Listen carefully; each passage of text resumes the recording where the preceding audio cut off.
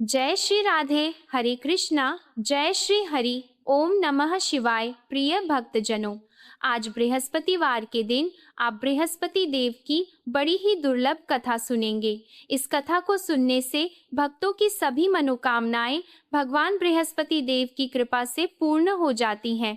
तो आइए, बड़े कतरत वर्ष में एक प्रतापी और दानी राजा राज्य करता था। वह नित्य गरीबों और ब्राह्मणों की सहायता करता था। यह बात उसकी रानी को अच्छी नहीं लगती थी। वह ना ही गरीबों को दान देती, ना ही भगवान का पूजन करती थी और राजा को भी दान देने से मना किया करती थी। एक दिन राजा शिकार खेलने वन को गए हुए थे तो रानी महल में अकेली थी। उसी समय बृहस्पति देव साधु वेश में राजा के महल में भिक्षा लेने के लिए गए और भिक्षा मांगी तो रानी ने भिक्षा देने से कर दिया और कहा, हे साधु महाराज, मैं तो दान पुण्य से तंग आ गई हूँ। मेरा पति सारा धन लुटाते रहते हैं।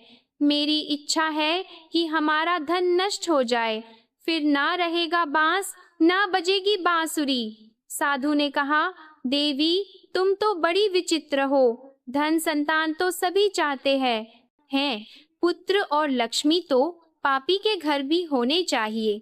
यदि तुम्हारे पास अधिक धन है तो भूखों को भोजन दो, प्यासों के लिए प्याऊ बनवाओ, मुसाफिरों के लिए धर्मशालाएं खुलवाओ। जो निर्धन अपनी कुंवारी कन्याओं का विवाह नहीं कर सकते, उनका विवाह करा दो।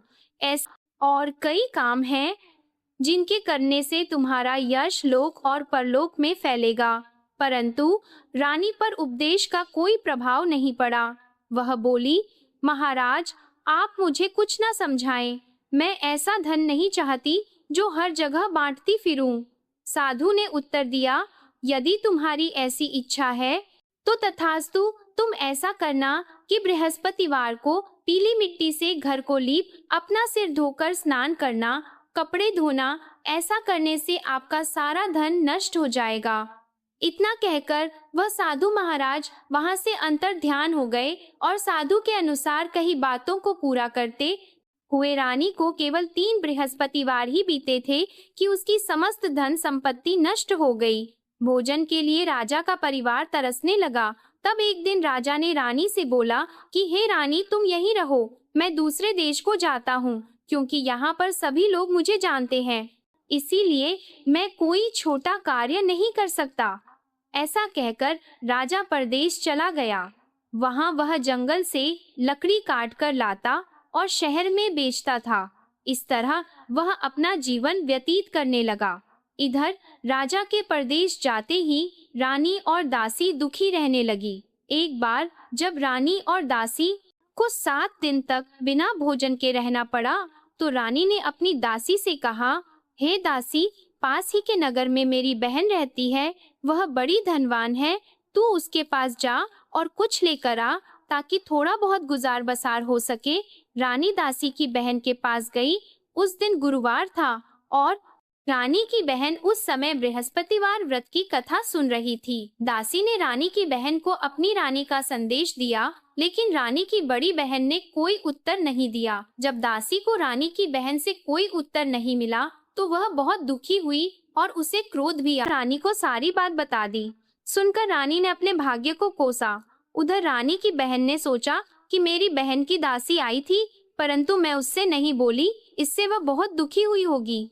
कथा सुनकर और पूजन समाप्त करके वह अपनी बहन के घर आई और कहने लगी, हे बहन, मैं बृहस्पतिवार का व्रत कर रही थी। तुम्हारी दासी मेरे घर आई थी, परंतु जब तक कथा होती है तब तक ना तो उठते हैं और ना ही बोलते हैं, इसलिए मैं नहीं बोली। कहो, दासी क्यों गई थी? रानी बोली, बहन, तुमसे क्या छिपाऊं? हमारे घर में खाने तक को अनाज नहीं था। ऐसा कहते कहते रानी की आंखें भर आई। उसने दासी समेत पिछले 7 दिनों से भूखे रहने तक की बात अपनी बहन को विस्तार पूर्वक सुना दी। रानी की बहन बोली, देखो बहन, भगवान बृहस्पति सबकी मनोकामना को पूर्ण करते हैं। देखो, शायद तुम्हारे घर में अनाज रखा हो। पहले तो रानी को विश्वास नहीं हुआ, पर बहन के आग्रह करने पर उसने अपनी दासी को अंदर भेजा तो उसे सचमुच अनाज से भरा एक घड़ा मिल गया। यह देखकर दासी को बड़ी हैरानी हुई। दासी रानी से कहने लगी, हे रानी, जब हमको भोजन नहीं मिलता तो हम व्रत ही तो करते हैं, इसलिए क्यों ना इनसे व्रत और कथा की विधि पूछ ली जाए ताकि हम भी व्रत कर सकें। तब रानी ने अपनी बहन से बृहस्पतिवार व्रत के बारे में पूछा। उसकी बहन ने बताया, बृहस्पतिवार के व्रत में चने की दाल और विष्णु भगवान का केले की जड़ में पूजन करें तथा दीपक जलाएं, व्रत कथा सुने और पीला भोजन ही करें। इससे बृहस्पति देव प्रसन्न होते हैं। और व्रत और पूजन विधि बताकर रानी की बहन अपने घर को लौट गई। 7 दिन के बाद जब गुरुवार आया तो रानी और दासी ने व्रत रखा। घुड़साल में जाकर चना और गुड़ लेकर आई, फिर उससे केले की जड़ तथा विष्णु भगवान का पूजन किया। अब पीला भोजन कहाँ से आए? इस बात को लेकर दोनों बहुत दुखी थी। क्योंकि उन्होंने व्रत रखा था, इसलिए बृहस्पति देव उनसे प्रसन्न थे। इसलिए वे एक साधारण व्यक्ति का रूप धारण करके 2 थालों में सुंदर पीला भोजन दासी को दे गए।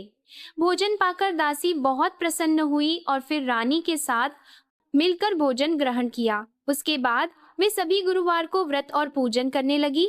बृहस्पति भगवान की कृपा से उनके पास फिर से धन संपत्ति आ गई, परंतु रानी फिर से पहले की तरह आलस्य करने लगी। तब दासी बोली, देखो रानी, तुम पहले भी इस प्रकार आलस्य करती थी। तुम्हें धन रखने में कष्ट होता था, इस कारण सभी धन नष्ट हो गया, और अब जब भगवान बृहस्पति की कृपा से धन मिला है तो तुम्हें फिर से आलस्य होता है। रानी को समझाते हुए दासी कहती हैं कि बड़ी मुसीबतों के बाद हमने यह धन पाया है, इसीलिए हमें दान चाहिए। भूखे मनुष्यों को भोजन कराना चाहिए और धन को शुभ कार्यों में खर्च करना चाहिए, जिससे तुम्हारे कुल का यश बढ़ेगा, स्वर्ग की प्राप्ति होगी और पितृ प्रसन्न होंगे। दासी की बात मानकर रानी अपना धन शुभ कार्यों में खर्च करने लगी, जिससे पूरे नगर में उसका यश फैलने लगा। उधर एक दिन राजा दुखी होकर जंगल में एक पेड़ के नीचे आसन जमाकर बैठ गया। वह अपनी दशा को याद करके व्याकुल होने लगा। बृहस्पतिवार का दिन था। एकाएक उसने देखा कि निर्जन वन में एक साधु प्रकट हुए। वह साधु वेश में स्वयं बृहस्पति देवता थे। लकड़हारे के सामने आकर बोले, हे लकड़हारे, इस सुनसान जंगल में तू इतना चिंता मग्न क्यों बैठा है? लकड़हारे ने दोनों हाथ जोड़कर प्रणाम किया और उत्तर दिया, महात्मा जी, आप सब कुछ जानते हैं, मैं क्या कहूँ? यह कहकर रोने लगा और साधु को अपनी आत्मकथा सुनाई। महात्मा जी ने कहा, तुम्हारी स्त्री ने बृहस्पतिवार के दिन बृहस्पति भगवान का निरादर किया है, जिसके कारण रुष्ट होकर उन्होंने तुम्हारी यह दशा कर दी। अब तुम चिंता को दूर करके मेरे कहने पर चलो तो तुम्हारे सब कष्ट दूर हो जाएंगे और भगवान पहले से भी अधिक संपत्ति देंगे। तुम बृहस्पति के दिन कथा किया करो। 2 पैसे के चने मुनक्का लाकर उसका प्रसाद बनाओ और शुद्ध जल से लोटे में शक्कर मिलाकर अमृत तैयार करो। कथा कर खुद भी ग्रहण करो।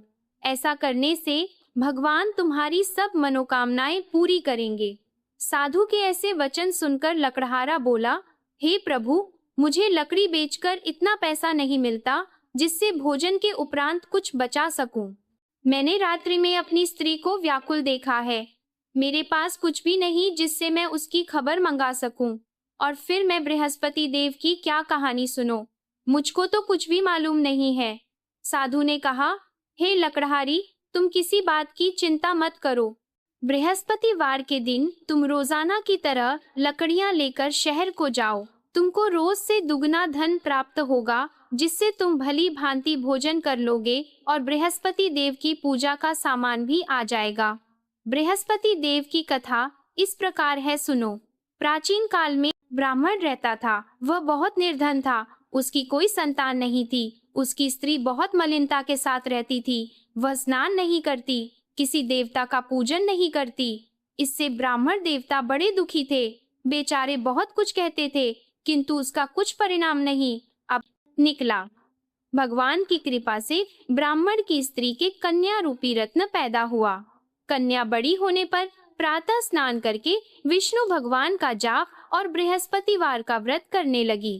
अपने पूजन पाठ को समाप्त करके विद्यालय जाती तो अपनी मुट्ठी में जौ भर के लेकर जाती और पाठशाला के मार्ग में डालती जाती। तब ये जौ स्वर्ण के हो जाते तो लौटते समय उनको बिनकर घर ले आती।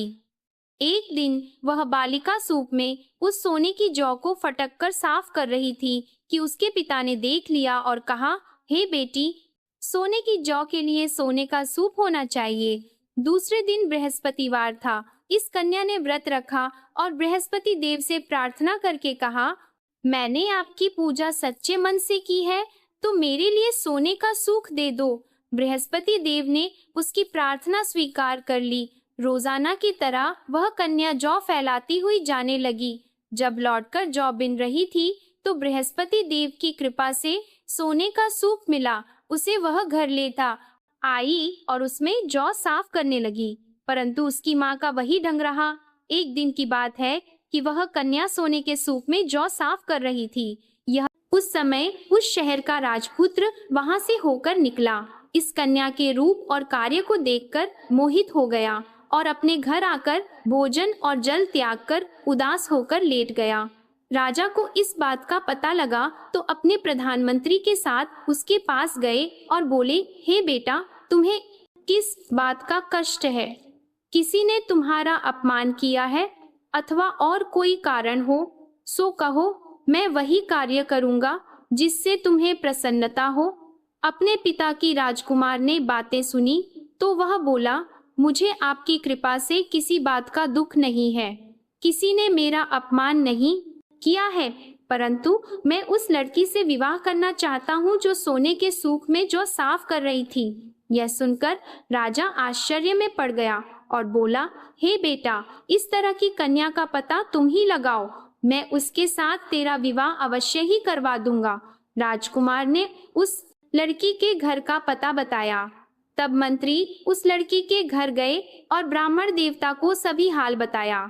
ब्राह्मण देवता राजकुमार के साथ अपनी कन्या का विवाह करने के लिए तैयार हो गए तथा विधि विधान के अनुसार ब्राह्मण की कन्या का विवाह राजकुमार के साथ हो गया।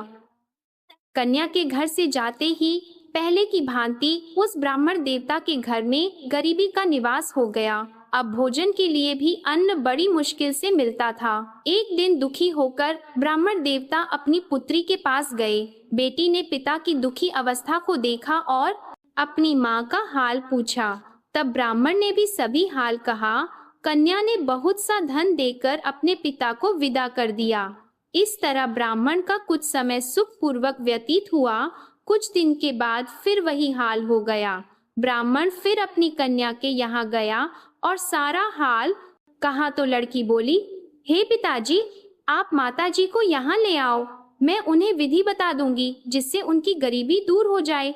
वह ब्राह्मण देवता अपनी स्त्री को साथ लेकर पहुँचे तो अपनी माँ को समझाने लगी कि हे माँ, तुम प्रातः काल प्रथम स्नान आदि करके तो सब दरिद्रता दूर हो जाएगी।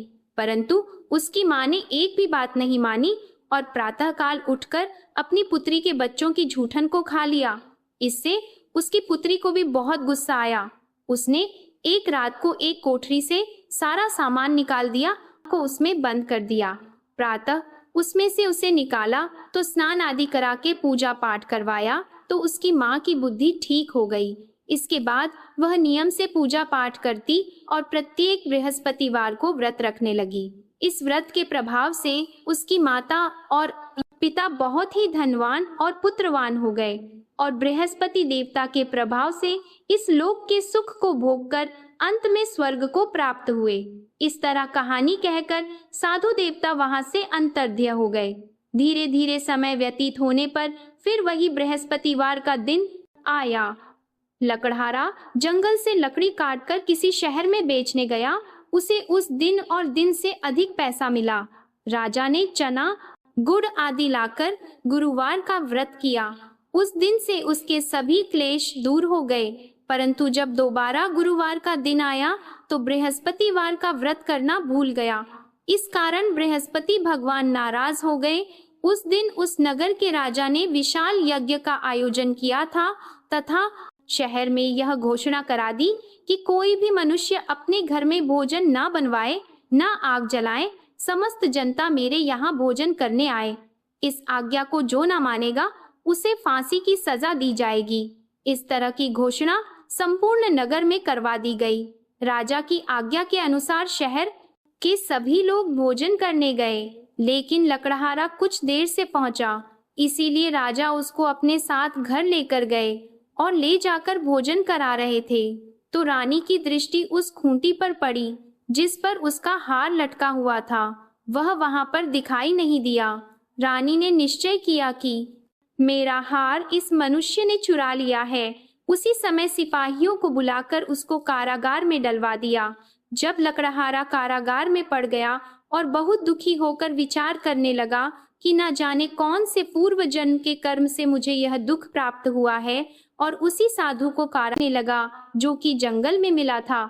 उसी समय तत्काल बृहस्पति देव साधु के रूप में प्रकट हुए और उसकी दशा को देखकर कहने लगे, अरे मूर्ख, तूने बृहस्पति देव की कथा नहीं करी, इस कारण तुझे दुख प्राप्त हुआ है। अब चिंता मत कर, बृहस्पतिवार के दिन कारागार के दरवाजे पर 4 पैसे पड़े मिलेंगे। उनसे तू बृहस्पति देव की पूजा करना, तेरे सभी कष्ट दूर हो जाएंगे। बृहस्पतिवार के दिन उसे 4 पैसे मिले। लकड़हारे ने कथा कही। उसी रात्रि को बृहस्पति देव ने उस नगर के राजा को स्वप्न में कहा, हे राजा, तुमने जिस आदमी को कारागार में बंद कर दिया है वह निर्दोष है, वह राजा है, उसे छोड़ देना। रानी का हार उसी खूंटी पर लटका है। अगर तू ऐसा नहीं करेगा तो मैं तेरे राज्य को नष्ट कर दूंगा। इस तरह रात्रि के स्वप्न को देखकर राजा प्रातः काल उठा और खूंटी पर हार देखकर लकड़हारे को बुलाकर क्षमा मांगी और लकड़हारे को योग्य सुंदर वस्त्र आभूषण देकर विदा कर दिया। बृहस्पति देव की आज्ञा के अनुसार लकड़हारा अपने नगर को चल दिया। राजा जब अपने नगर के निकट पहुंचा तो उसे बड़ा आश्चर्य हुआ। नगर में पहले से अधिक बाग, तालाब, कुएं तथा बहुत सी धर्मशाला, मंदिर आदि बन गई हैं। राजा ने पूछा, यह किसका बाग और धर्मशाला है? तब नगर के सब लोग कहने लगे, यह सब रानी और बंदी के हैं। तो राजा को आश्चर्य हुआ और गुस्सा भी आया। जब रानी ने यह खबर सुनी कि राजा आ रहे हैं तो उन्होंने दासी से कहा, हे दासी, देख राजा हमको कितनी बुरी हालत में छोड़ गए थे।